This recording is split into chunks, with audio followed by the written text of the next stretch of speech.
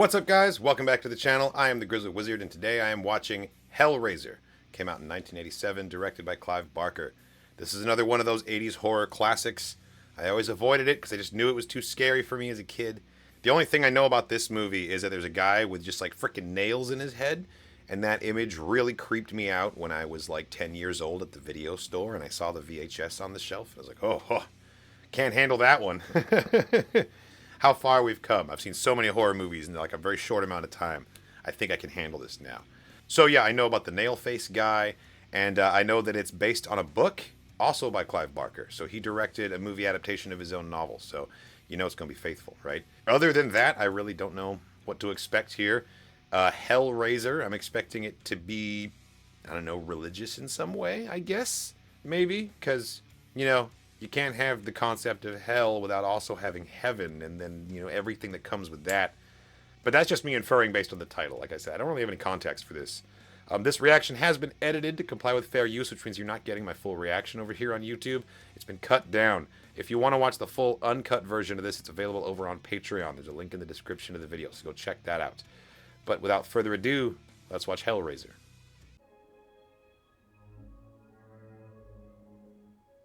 I've always wondered why the text has like a slight shake to it in old movies, in the titles. Bob Keane. You know special effects and makeup work overtime on these movies. I'm digging the score so far. I didn't think we'd get like a sweeping overture. I thought it'd be more 80s era, like synth. What's your pleasure, Mr. Cotton? A box. Some dirty fingernails.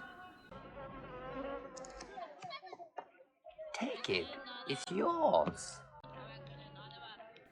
What's special about the box?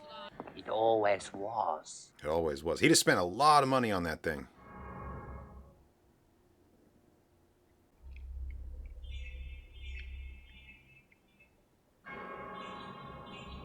Kind of reminds me of like a Rubik's Cube. Oh, it's totally like a Rubik's Cube. It's like a puzzle box.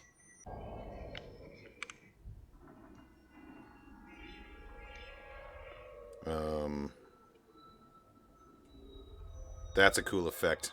It's like the more he plays with it, the more the atmosphere changes around him. Oh! Oh! Yikes!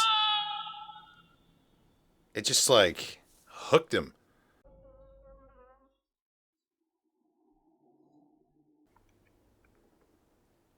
That's a weird porcelain ornament to have. I'm not judging.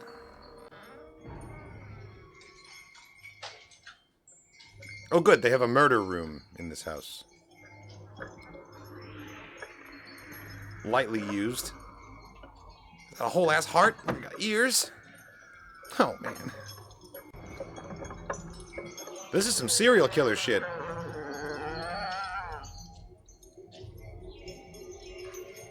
This room just looks like a Cannibal Corpse album cover.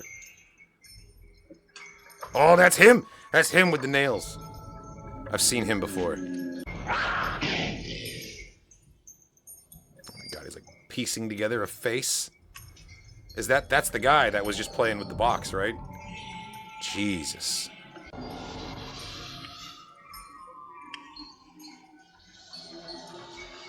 He's resetting it. He's putting it back in so he can use it again on someone else. He went through an awful lot of trouble to get that box, just for that to happen to him. Did he know that was going to happen to him? He didn't seem like he was into that at all. But like he knew there was something important about it. He spent so much money to get it, specifically. Voila. This is it. The old homestead. Congrats. How long since you were here? Oh, the better part of 10 years. I wanted to sell it after the old lady died. I couldn't get Frank to agree. I guess he needed a hideout or something. Would you look at this? Jesus. And don't worry. This stuff means nothing to me. It all goes. I thought half of it was your brother's. So Frank's his brother. He's probably behind bars someplace. Estranged brother. You really want to move in here? You don't like it? I suppose it's better than Brooklyn. Oh, don't start. We can make it work here. We can be happy. Oh, Christ.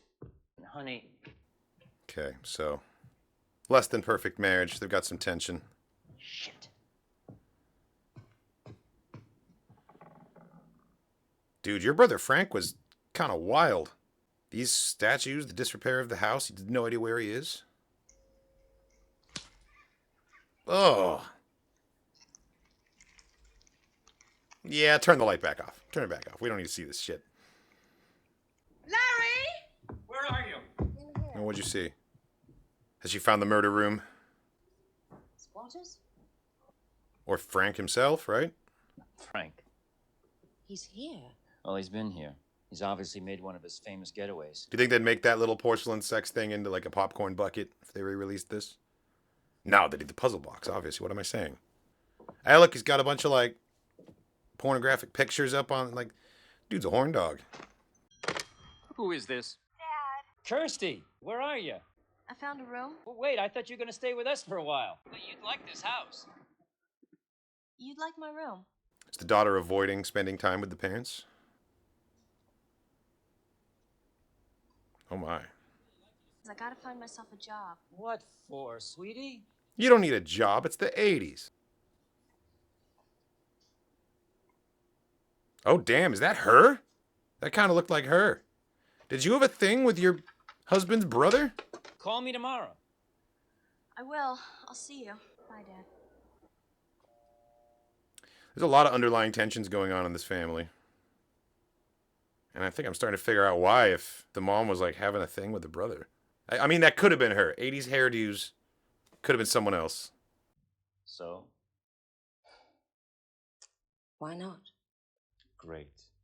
We'll move in on Sunday. Wow. She like, her whole demeanor changed after she found those photos. She was in like a sour mood walking into this house. And then she was all like, yeah, it's not so bad. Like, she was like reliving the affair. Wild. Don't worry, it'll get through. All right. Hey, you got my Oh my arm. god, the dude with the smoke in his mouth just like stuck in the door. Let's take 5 guys.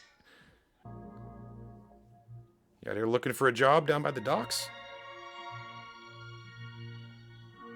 No, she's just wandering the city. You know, she just moved here. Got a room. This is a cool shot, actually. This movie's done a really good job of, like, nothing's happened yet, but, like, they've built this really uncomfortable atmosphere. Just through, like, the music, the camera angles, kind of the meditative pacing of some of these shots. Excuse me. My lucky day. Hi. Do you want to buy a bed? Not much. Dad! Kirsty! Hi. Is Julia here? She's upstairs. Look, be gentle with her, okay? I'll be nice. Okay, I got it. Larry and Kirsty have a good relationship. It's Julia that's putting the strain on things here. That your daughter? Uh-huh. Got her mother's looks. Her mother's dead. Oh. Julia's the stepmom. Okay. Can I come in? You're Julia, right? I'm Frank. This is their first meeting. I'm Frank. Do you have a towel? Have you got a towel? Kirsty. There's one in the bathroom. Just full-blown going down memory lane about your affair. He said he was there for the wedding. Tell me it wasn't her wedding. Like, wow, right before.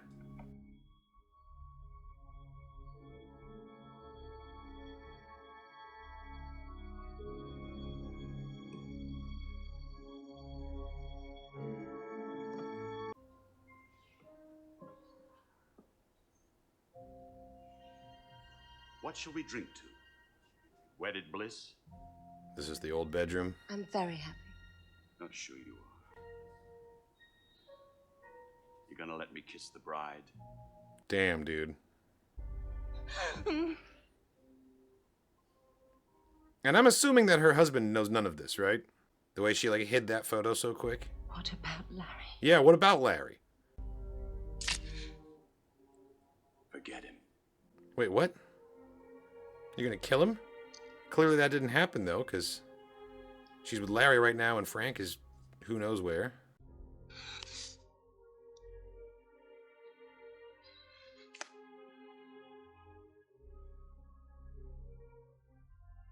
Nice. That's great framing. Making sure to get her engagement ring in the shot so we don't forget what's up right now. You did not do it on your wedding dress. Oh my goodness. Man, y'all people are wild. Push it to me as I pull. Ooh, watch out for the nail.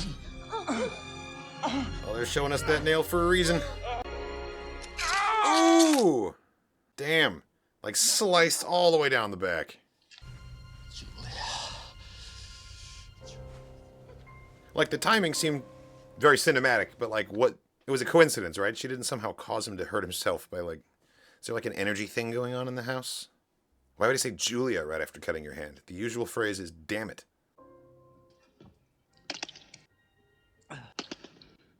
Jesus, it's so much blood. You need a tetanus shot, dude. Is it deep? What do you think? Look at his hand. It's going to need stitches. Yeah, that's a bad one. You're not going to. And from a rusty nail, too? God, the way it's just splashing on the ground. Wait.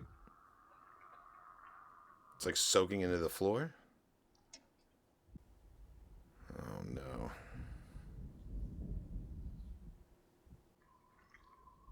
What is this? The hell did I just see? His hand started bleeding and it just like seeped into this floorboards and just like got caught underneath. It almost looked like a beating heart the way it was like drooping, like expanding.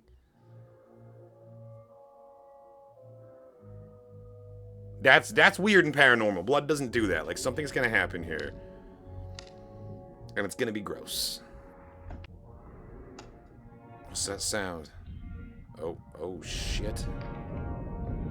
This is like Edgar Allan Poe on steroids right now.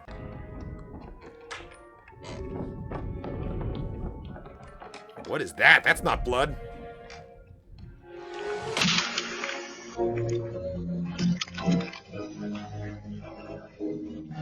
What the fuck am I looking at?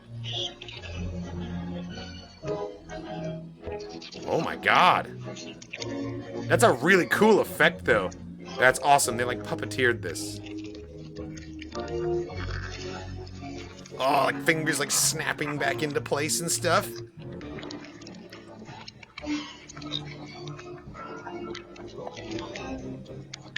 God.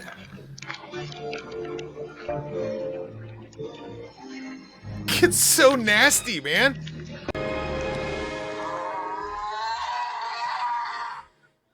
That was awesome. Disgusting, but awesome. Doctors poking around with all the delicacy and compassion. Nice. I like the connection there. They got the exposed rib cage on the table like that after eating. Oh, she's gonna find him.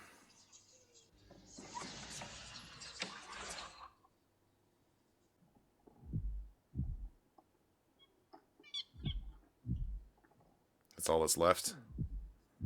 God, that means he's hidden. Where is he? Ah!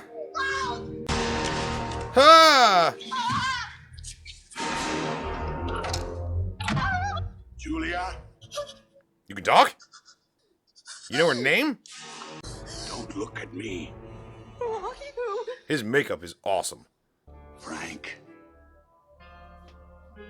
What? No. Believe me. How could you be Frank? It's me. It's Frank. It's really me. His blood on the floor. It brought me back. Because he's related? Because it's your blood? Yeah, back from where? Please, God, help me. He could be... Was he trapped inside the puzzle box? Like it sucked him in? Because we saw him doing the ritual in the very, very beginning. Oh, Christy's drunk.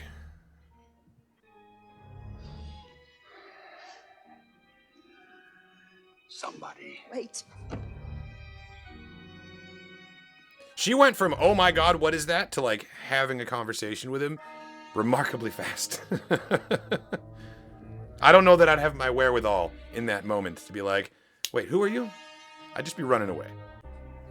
Do you want me to do? Like she very quickly accepted that this is real and not a hallucination as well. She's just going with it.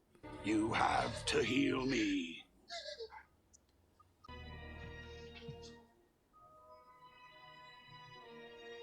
Hi. Are you How long alright? you been standing there? Don't you dare. You leave that stepdaughter alone. You could see it in her eyes. She's like, I need your blood. Damn, lady, you love Frank that much? Like, obviously she does. Clearly she does. You saw how much she completely changed when she found those photos and started reliving those... the best memories of her life, apparently.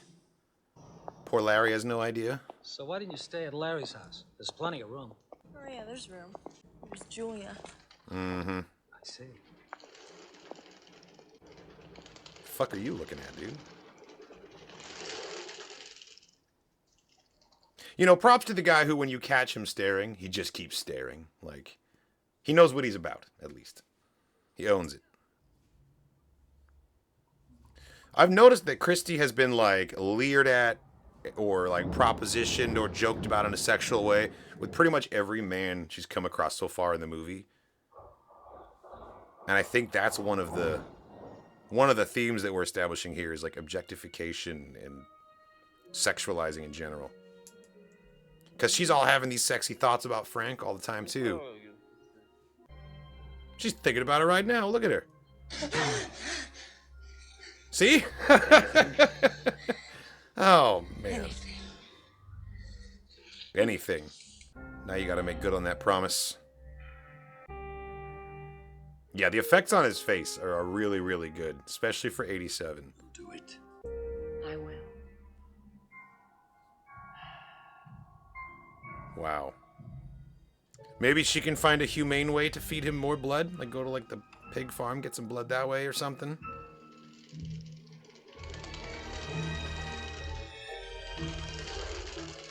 Oh, it's like stuffing from like a pillowcase. Oh shit, that's a really cool visual. Look at how the blood is like spreading underneath the sheet like that.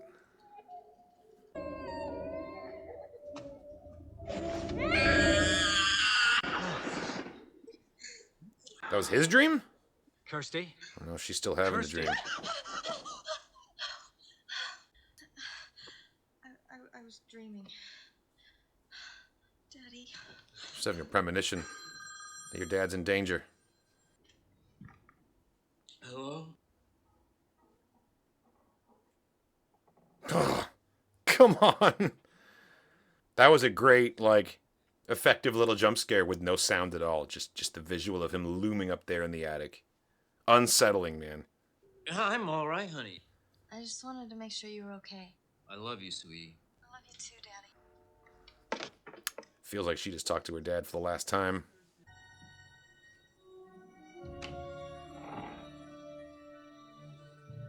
Kirsty. It's crazy how much he's moving about the house. He's not just like hiding in that one room. Like, what if Larry finds you, dude?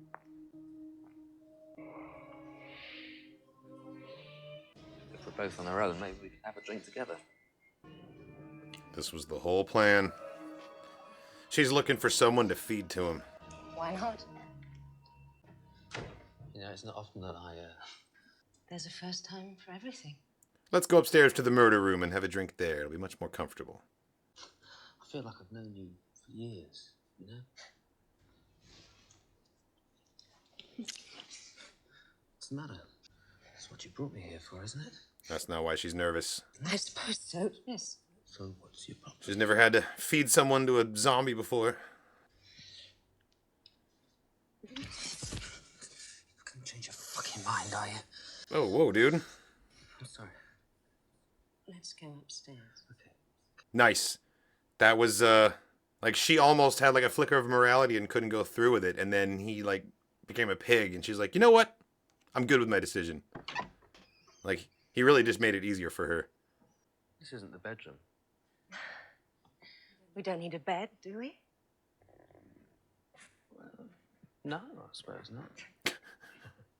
He is no longer thinking with his brain. It's amazing the kind of red flags that a drunk, horny guy just can't even see. Or will willfully ignore, you know? So how does it work? She just needs his blood to get to the floor, right?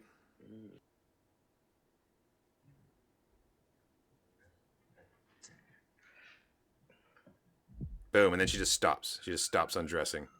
Like, she's not even trying to be subtle about this. He clearly is not going to pick up on anything. Too much drink. Empty the old bladder. Hey, why is the door locked? With a hammer? Jesus!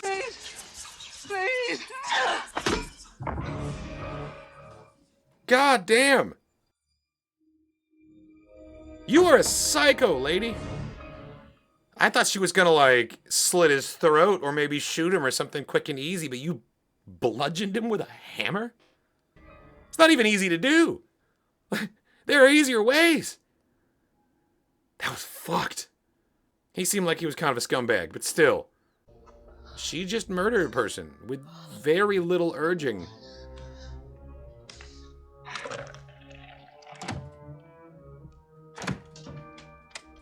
Nice. They shut the door on him because, you know, we get the idea, but this way they don't have to figure out how they want to show him actually feeding. Look at you. The lengths that you're willing to go to have your lover back in your life. And she wants it so much, she's not even questioning the wait, why are you a zombie? Like, she's just going with it. Jesus Christ.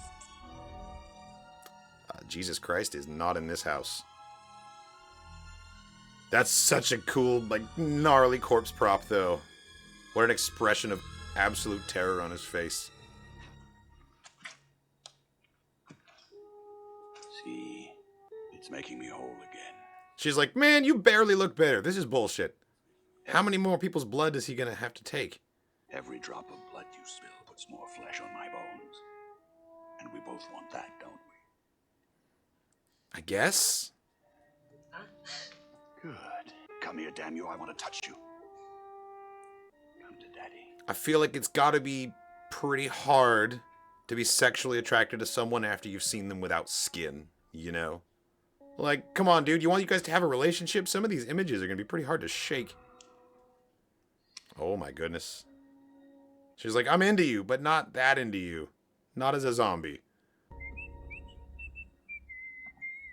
I feel bad for Larry. He doesn't know any of this. Yeah, that'll do it. Put a blazer over him. God, look how shriveled and, like, just, like, reduced the corpse has been. Come out, wherever you are.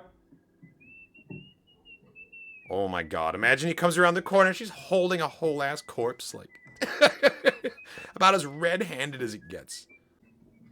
I was gonna say, you still got hella blood on you. Julia, I was calling for you, didn't you hear?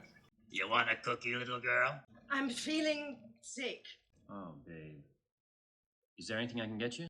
Maybe a brandy? It's coming right up. I'll be down in a minute. Okay, there's no hurry. He seems like a light-spirited, like, good-natured, caring guy. Maybe nothing particularly impressive, but, like, he cares about her. He clearly actually does. God. Frank. On your right.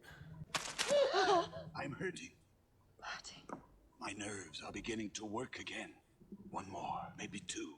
Not To again. heal me completely. It's so nasty. Then we can be away from here before they start to follow. They? Who starts to follow? Cenobites. It's only a matter of time before they find I've slipped them. Cenobites?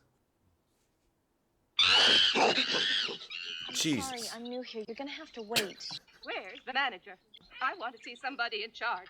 Sounds like you're talking to her. Ooh, it's the starey guy again. Excuse me. Oh my God. You get out of here. I know people who eat crickets. But not from the pet store. Nah, this is a classic 80s movie trope. This old guy is not actually threatening in any way. He's going to reveal something about the Hellraisers or the Cenobites or whatever it is. He's going to provide a clue along the way. Hi. Hi. What's wrong? Nothing. It's not nothing. You should still report it, make a record that this happened, so if something else happens, you can establish, oh look, this is a history. You sure we're not going to be interrupted? Oh, man.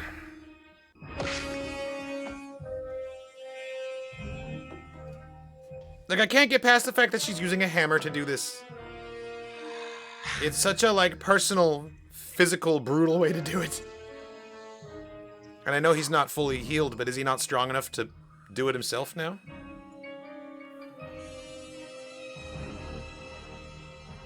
Like, is this worth it? You are sacrificing your humanity. Like, you can see it in her eyes. She's, like, growing colder the more she does this. Although, to be fair, it seems like she was pretty cold to begin with. Like, sociopathic, even. He looks amazing. That's a Halloween costume right there, in the white shirt. It's a long time since I tasted anything. You promised me an explanation. Yeah, I would very much like one, too. This is it. Let me No, see. don't touch it. It's dangerous. It opens doors. What kind of doors? To where? To hell, right? Doors to the pleasures of heaven or hell. I didn't care which. I thought I'd gone to the limits.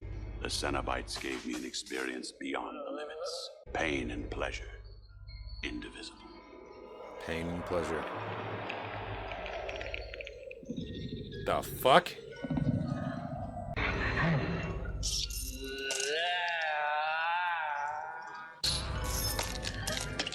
So the nailhead guy, yeah, he's one of the Cenobites. Jesus. And the murder room is inside the puzzle box. That's what it looks like in there, all those chains. I'm going to live and you're going to help me, yes? Yes. Yeah, this movie is all about pleasure and pain and mixing them together. Like, the way that first time we saw Frank, like, getting hooked and speared, and then it immediately smash cut to these two doing it. Like, boom, pleasure, boom, pain. Like, they're making it pretty clear. Are you all right? So we can watch something else. Man, you still don't appreciate your poor husband. He's, like, clearly really into this show, but he's willing to change it to something else if it means she'll engage with him more. He's just desperate to actually connect with his wife. And she's miles away thinking about this asshole. What was that? I think I left a window open upstairs. I'll go see. Sounds like your window's punching stuff. It was nothing. What's the matter with you anyway? Did you not think about the fact that you now had to keep your husband out of a room in his own house, like, indefinitely? It's just that I hate the thought. Eventually, he's going in there for some reason. Like, it's inevitable. You're trembling. Yeah, she's safe. She's not the one in danger, dude.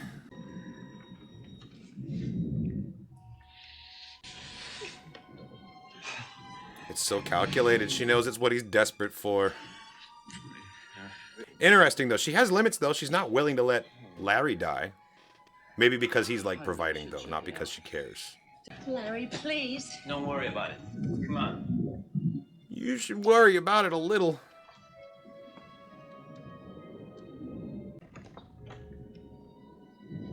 Yeah, we're gonna really drag it out. Check all the other doors first. It's okay. It's okay. I should be at least a little suspicious.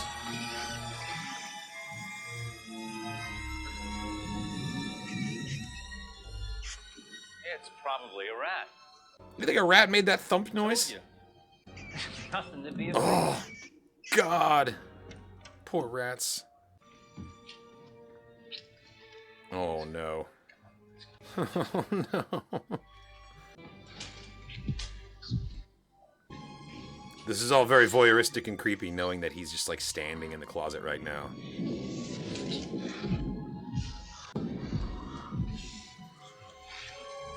No, man. No one invited you.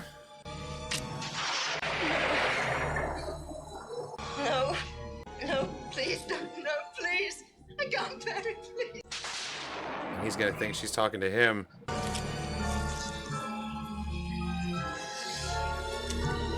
Ugh.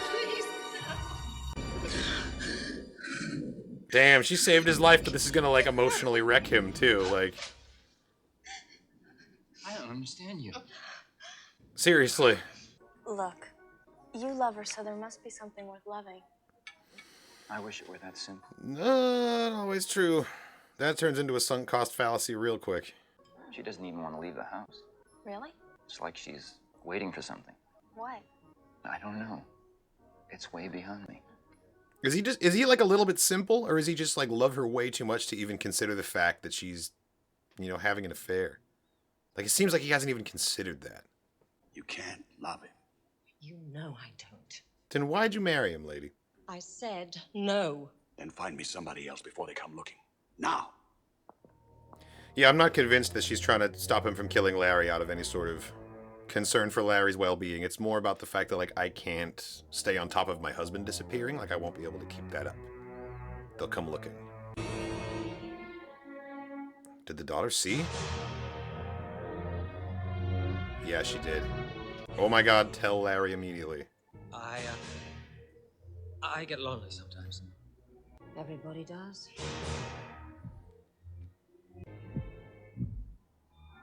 I mean, I get trying to fill a void, but oh, she's taking it so much further than... It's gonna be her undoing somehow. It has to be. This is like a cautionary tale of indulging your vices and just taking it too far. Hedonistic pursuits. Jesus Christ!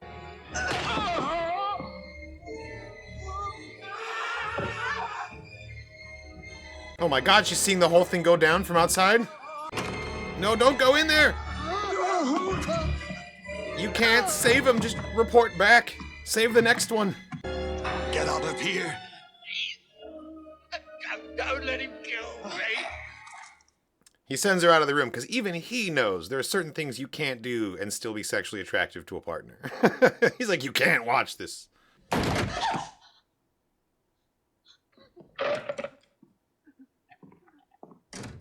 Oh, she's seen enough. She's got her now. She saw the man enter, and the man's not going to be here anymore. So explain that one, Julia.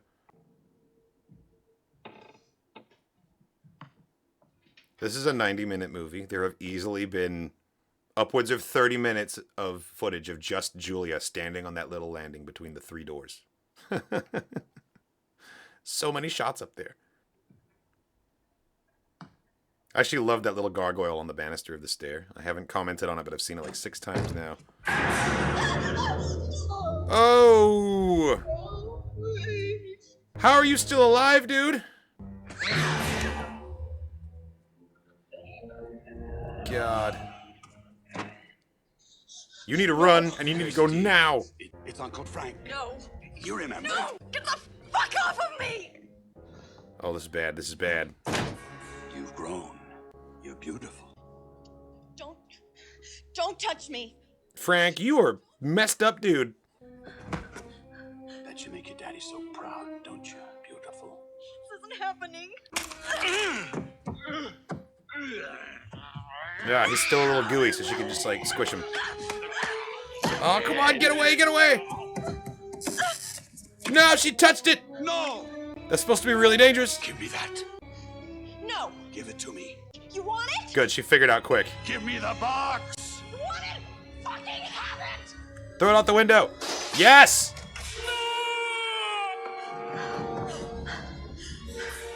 Surely it's not that simple. Because what, he can't retrieve it easily? Oh, good, she took it with her. Come to Daddy. Daddy. It's like using the Force. Best people to walk past when you're covered in blood on a sidewalk. Couple of nuns. Like, fully still in a state of shock. Like, doesn't know what to do next, where to go. I wouldn't either. Are you alright? That was a great shot. 3 very different looking, yet equally average Joe citizens standing over her.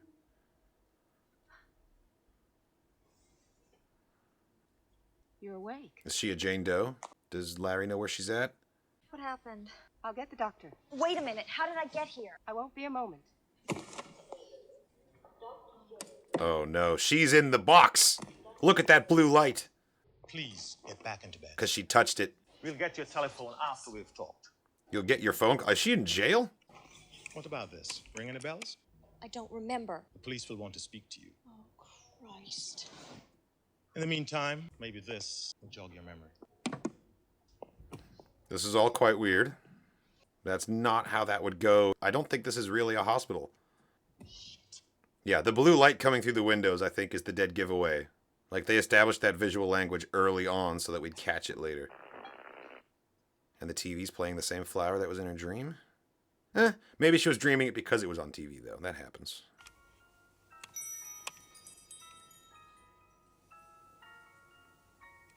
I feel like the box has some sort of, like, physical effect on you, like a pleasure or calming thing, because She's like suddenly like kind of like smiling and fascinated and just like completely absorbed with the puzzle. Even though she was so traumatized a second ago. Well, now you've done it. Now you've done it.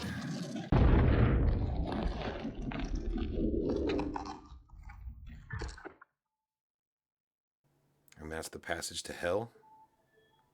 I always thought that hell was a very red place, but according to Clive Barker, it's very blue, apparently. Oh, that's a bit better. That's a more pink. Look at that. Yeah, the atmosphere is just phenomenal in this. And it's all done through lighting and shadow. You know? And very cleverly decorated sets. What? Oh, hell no. Hell no. Ah! Turn around. Let's go back the way we came. What the fuck? Oh my god. Oh, that's cool. It's like on a mechanism. It's like on a track rolling it down. Makes me think of the labyrinth. Go, go, go, go. Oh, it's so tall, too. What if it follows you, though? Oh, okay. Thank God. I was really scared it was going to close behind her and she'd be trapped in there. Well, now you've touched it again. I guess she has to touch it to try and close it again. What the fuck? Yikes. It's like reality has stopped when the box activates and everything around you is frozen. You know, like you can't get out.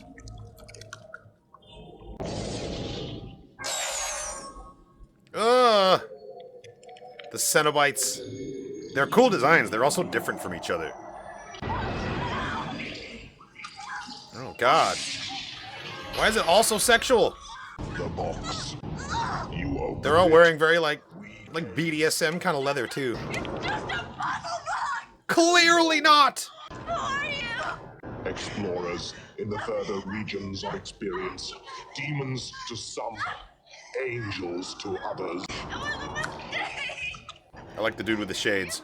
Man called Frank Cotton. He escaped you! Nobody escapes us. Oh shit, she's ratting him out! I can lead you to him, and you can take him back instead of me. I want to hear him confess himself. Then, maybe... They're actually listening to reason here. But if you need, we'll tear your soul apart. I completely believe you. Like, whew. We saw them tear Frank's soul apart. He was like rearranging the pieces. Maybe we should just leave. Like this. Look at me. You think he's getting on a plane? Come on. My brother will be home soon. I understand getting cold feet early on, but at this point, you've come so far. You've killed so many people. Like, you're in too deep to stop now.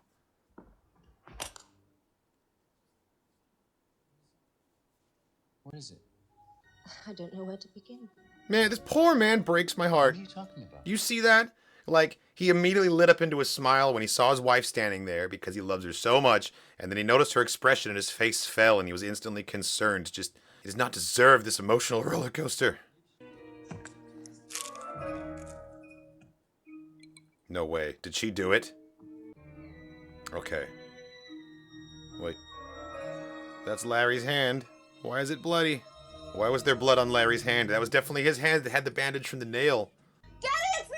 It's Kirsty! Let me in! Oh, God damn it. Hi, Julia. Where's my dad? What's the matter? I want to see my father!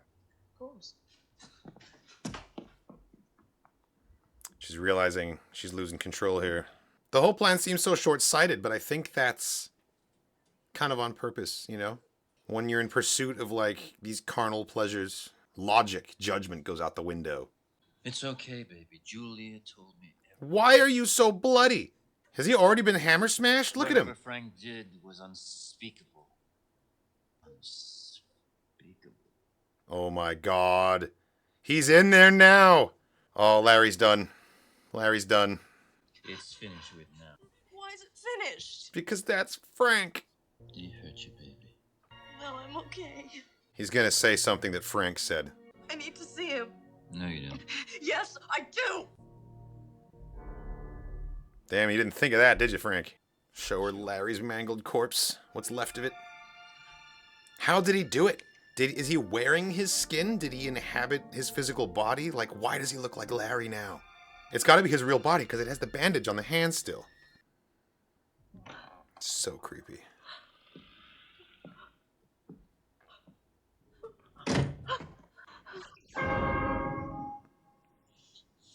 The Cenobites. Oh, damn. They're gonna see through the deception, though. We want the man who did this. No, that wasn't the deal. That's an iconic shot, you can tell. The three of them standing over the corpse with the candles. Come on, Julia! Move! You were the worst! I thought the Cenobites were gonna be the villains of this movie, but it's absolutely Julia. Like, goddamn, lady. There's no time. Oh, wait, no, wait. I told you all that's over with now. We've got to get out of here. No, stay. Come on, here. Christy, figure it out. That's Frank. Come to Daddy. There it is. Recognize it, come on. Oh my God. Afraid so. Get the Xenobites. Get them to help. Oh! Nice. Yeah, because he's still a little gooey. So much for the cat and mouse shit. Oh! What? Serves you right, honestly. Don't stay and watch. Get out. Get to the cops. Just run, Christy. It's nothing personal. Damn. And she never saw it coming. That was wild. I thought she'd get a much more poetic ending, although I guess being killed by the lover who you've killed for is poetic justice enough. You need to get the Cenobites to take him away, because that's still Frank. You can still honor the deal. Jesus. Get back in the closet, Jesus. We don't have time for this.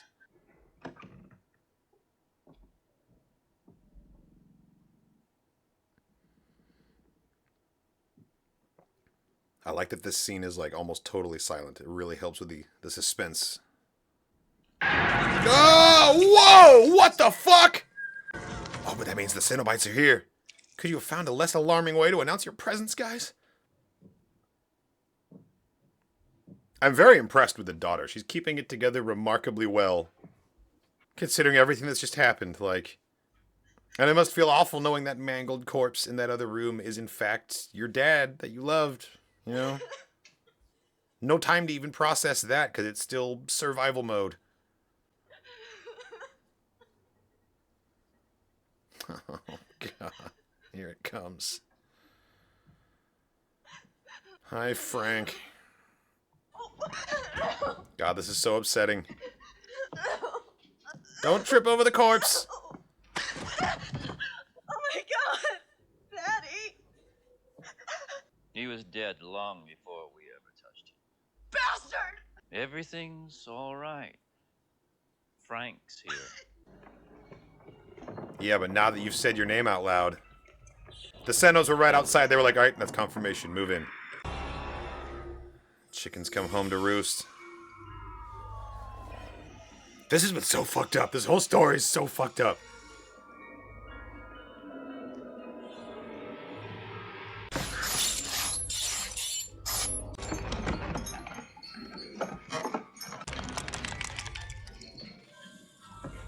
The sound design is so cool for them too, like the clinking and clattering of that rotating pillar and the twinkly music, it almost gives it like a carnival vibe.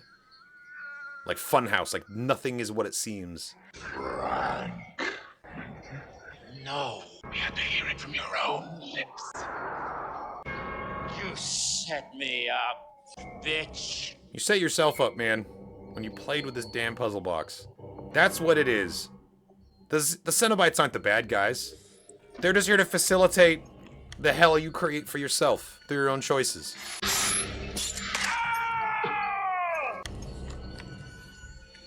Oh, they got you now, buddy. Time to pay the piper. I hope it was worth it.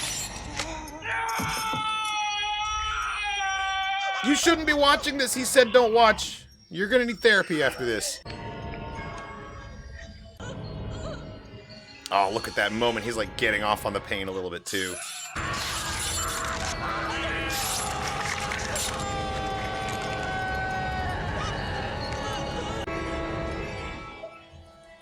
Ugh.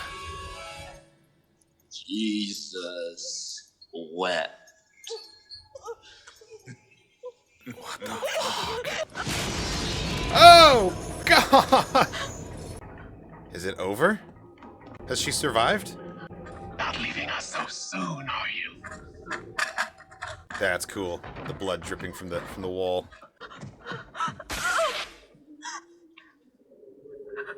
Jesus Christ. You gotta reset the box to end it all? We have such sights to show you. I don't think she wants to see him.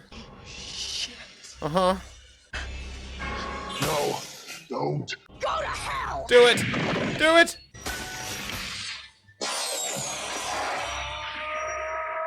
Nice. It's a reset button.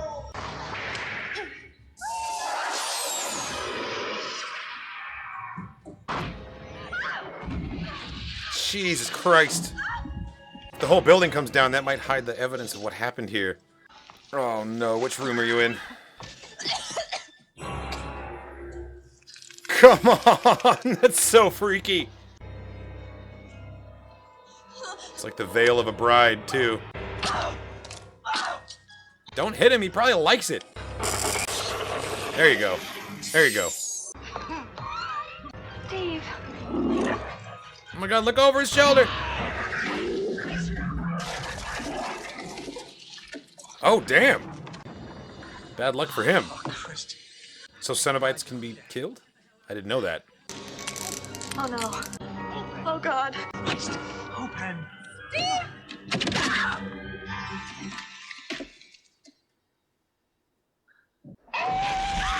Oh, fuck! Not that thing again!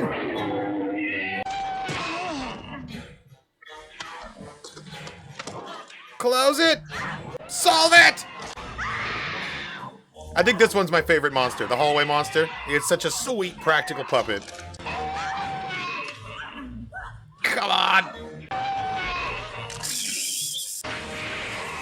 Nice. I like how he took it right in the mouth, too. He was like, oh, I'm gonna get you. Are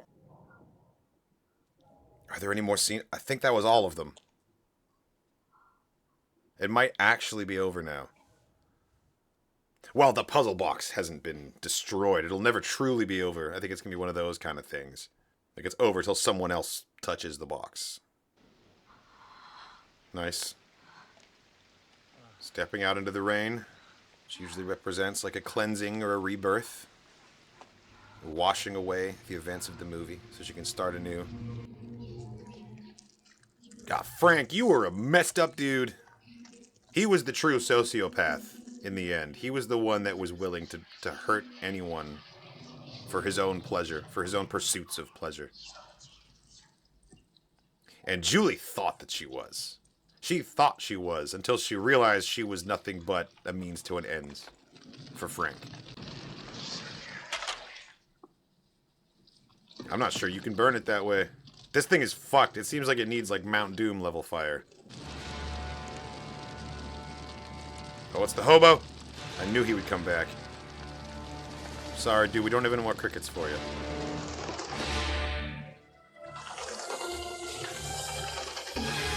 Damn.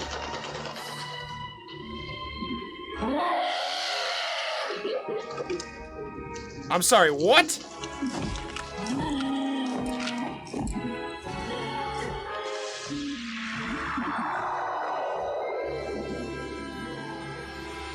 He turned into what? That was nuts. And now what, it's back in Morocco to be sold to the next unsuspecting white guy? Wow, no wonder the story endures. No wonder there's sequels to this. Because, yeah, anyone who touches the box, you get a new story. What's your pleasure, sir? Wow, and that's how the movie started, too, with the same line. What's your pleasure? That's wild. That's truly wild. The real message to take away from this is, like, when you go too far in that pursuit of pleasure, you can destroy everything, and you can create your own hell for yourself through the consequences of your choices. Like, I really expected this to be like, poor person does a thing with the box and gets stuck in hell and has to find a way to escape from hell while being chased by these evil Cenobites. But that's not what this was. The Cenobites didn't even feel outwardly evil to me, or like malicious. Like, yes, they were sadomasochistic for sure. Like, there's a whole thing going on there, but they were more just like impartial facilitators for the hell that people create for themselves, you know? Julia's hell was realizing that after all these sacrifices she'd made and all these lines that she'd crossed, it didn't matter to Frank. And that Frank wasn't, you know, he wasn't even upset that he'd stabbed her. He didn't care. And that's what she was left with in her dying moments, and that's her hell. Yeah, this was cool. It was all about pleasure and pain, and like I said, the extent that someone will go to in pursuit of these hedonistic pleasures, and how that is such a slippery slope, a dangerous road. Because eventually, you know, personal sacrifices don't do it anymore. Now you start sacrificing those around you for your own personal, you know, indulgences. Yeah, I really wasn't expecting the Cenobites to be played as like, you know, not quite the heroes, but the saviors, you know, for Christy at least. If it wasn't for them, she would not have survived. They really did kind of bring justice. They balanced the scales. And they kept their bargain right up until the end when they were like, you know what, we have such sights to show you. You're coming with us regardless. And then she kind of just like pulled a fast one and closed the box.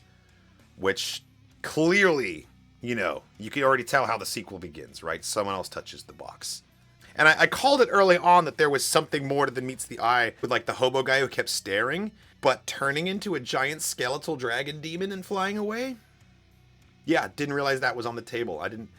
This movie kept surprising me. I kept trying to pin it down in my head, like, oh, it's this kind of a movie. Oh, this story's gonna be this kind of a story. And there were so many right and left turns that, like, I did eventually get a handle on what was happening here, I think. But it did keep me guessing for a lot of this. A lot of unexpected moments. I thought this movie had absolutely incredible special effects, especially for 1987. Frank, in his various incarnations throughout the movie, were really, really good. Really convincing. All of the practical effects were sold so well. I think my favorite practical monster was the hallway demon, right? When chasing Christy down the hallway, and then later when they open the front door, the house bursts out again. That was really effectively done. Also, Frank's rebirth sequence with Larry's blood going through the floorboards and then just coagulating and congealing into this nasty, just like mix of crap, and then this little spindly puppet corpse comes through. I love it. I live for stuff like that. The practical effects, man. It was sold really, really well. I feel very bad for Larry. Larry was really kind of an ultimate victim in all of this. I don't think he deserved any of this. And he really was trying. He was making an effort to be supportive and loving to his wife. And watching someone like labor under that, knowing it'll never be enough, but they're still trying. Like, that's one of the most tragic things, I think. He did the best he could. You can't fault him. You can't fault him for any part of this other than being maybe a little slow on the uptake that his wife was up to something that was potentially really dangerous. He did not look too closely at any of that stuff. But again, you know, he was living in denial. That's the only way to explain why he wasn't suspicious of any of these things. Or the affair that happened when Frank was alive. Like, being a little dumb does not give someone the right to have an affair with. Like, that's, no. I feel bad for Larry. I'm really glad Christy made it. She kind of had that final girl energy from the beginning. She came close a couple times there. And I'm glad that she was able to, like, outsmart Frank and the whole situation. Like, in a very, very short amount of time, was able to sort of figure out how to not only understand the puzzle box and the Cenobites, but to navigate by their rules in their world and come up with a contract and then make them honor it. Like, very impressive work. Julia was the real villain of the movie, if you ask me. She was the primary antagonist. She set the plot in motion. She propelled it. She committed most of the crimes that we saw happen. And all for this lover. All for this old flame that she hadn't seen in ages. She didn't even know that he had been trapped in the box, right? Like, she didn't know that he was missing. Yeah, I think when you strip it all down, the core of the story is it's a twisted love story about how far someone could be willing to go for that ultimate sexual gratification, you know, which in her case is, you know, her relationship with Frank. yeah, the sexual overtones were just like all over this movie. And when I think about it, like this came out in 87, so this is like the height of like the Reagan Thatcher era, and I feel like it was a pointed decision to like dress all of the Cenobites in like BDSM, like leather bar kind of get up. And this is a time when there was quite an intense discourse happening about queer culture and AIDS and like sex positivity in general, and I think that this was a way for the director to really kind of make this as far from a conservative horror movie as possible. Like that's kind of a different kind of subversion than you usually see in a horror movie, but I think that's what they were going for, and I think it was effectively done.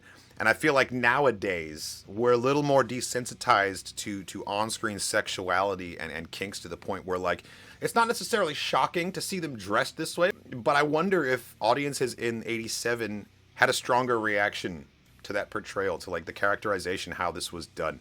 Anyone who watched this in 87 or like was part of that surrounding discourse, let me know in the comments. I'd love to hear from you. I'd love to know how this movie was received historically. I'm watching this with the sensibilities of 2025, and it's, a lot's changed since 87, and a lot of our societal attitudes have changed as well. And so, how was this received? I'm really curious to know. I thought the Cenobites themselves gave great performances, especially the main dude. I don't know any of their... do they have names? Are they just the Cenobites? But the guy who had most of the lines, the guy with the nails in his face, really like command performance. I love that powerful voice that he has. Like, you really have to listen to him. But again, they weren't like these malicious epic evil. Like, yeah, they were sadomasochists for sure, but that doesn't necessarily... There isn't really a statement about like malice that goes with that. It's more about like a psychosexual like pleasure in pain thing. And if anything, they kind of had more of a vibe of like, we are the administrators of this thing, and we are here to facilitate the situation that you have created. Like, we're not going to drag you to our hell. We're going to make a house call to your personal hell and just make sure it's all running smoothly here. Emotionless is the wrong word, because there was clearly like little hints of pleasure and enjoyment, and like the way like, we have such sights to show you. Like, he was genuinely excited and like really going to enjoy showing her those sights. Whether or not she enjoyed it, like, he was actually looking forward to it. Like, there's emotion in that, but it's like dispassionate. It's like clinical. He's almost seeing it on like a colder, like scientific lens, almost like, these are humans and they're gonna suffer, and that's fine. I have no strong feelings about that.